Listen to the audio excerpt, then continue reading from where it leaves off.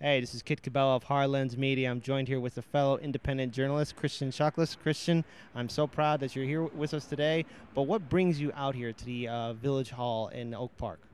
Well, I grew up in Oak Park, and I recently moved away because it's too expensive for someone like me to live here.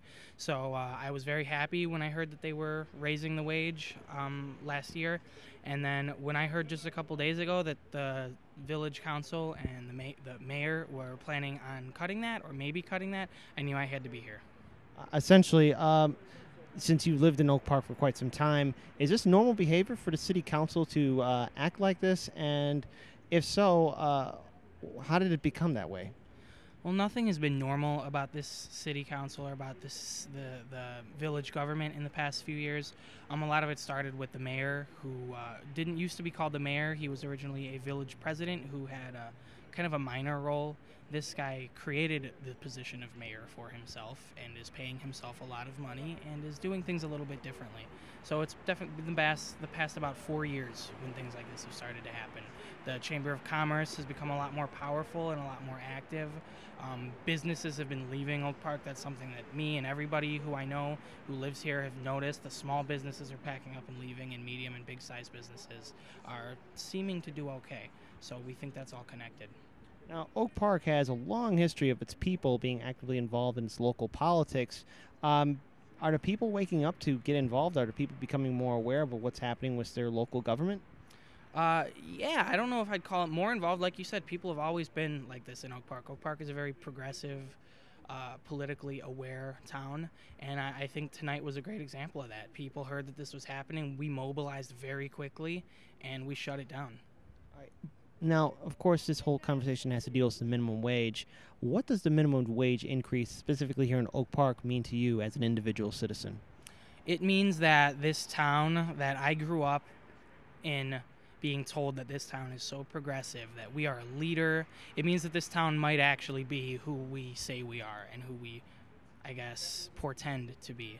Um, it means that I have a little bit of hope left here. It means that I want to come back and get more involved and make sure that this progressive change keeps moving forward. Um, Now, of course, the minimum wage is rising up now to $10, and it's going to increase up to $11 later on in the year. That's specifically for areas that do choose to adopt to have an increased minimum wage. But in your own personal opinion, what does the real minimum wage have to be at for a person to live in Oak Park or Chicago or any of the outlying communities? Um, well, it's pretty bad here. Right now, I make a salary of $30,000 a year, which equals out to be a little less than $15 an hour, and I'm still having a hard time. So it definitely needs to be around at least 15 for some of the cheaper areas. For somewhere like Oak Park, I would want 17, $18 an hour to feel comfortable living here with my child. But at the end of the day, I'm against wage labor entirely. I think workers should own the means of production, and I think workers should own the businesses that they work in and have complete control over the wealth that they create. So I'm against wage labor in general, but as a stepping stone, I think a high minimum wage around $17, $18 an hour is perfect. Now, of course, it seems like this fight is going to keep on going on here in Oak Park. What's the end game here in Oak Park? What's the end result between the city council, the people, the business community? What's going to happen? Do you think? What do you think will happen? I think that we're going to keep fighting and making sure that the village keeps its promise and keeps its obligations to the workers here, that the minimum wage keeps going up with the rest of the county. And in 4 years, when these people are up for reelection, I hope that we'll see, and if I have anything to say about it, we will see a slew of new, strong, progressive candidates who are going to challenge these people and provide the type of bold leadership that doesn't need a posse of angry, pissed off Oak Parkers to come out and push them into doing the right thing. We need politicians who are going to do the right thing because it's the right thing. All right, and final question. What are your personal opinions of this current city council and the mayor? I don't know the city council too well. They seem like city council people. They seem like they have big heads, like most local government people. Um, the mayor specifically, I'm not a fan of his. Full disclosure, I used to work for him at his restaurant here in town, not for very long, but it was a bad experience.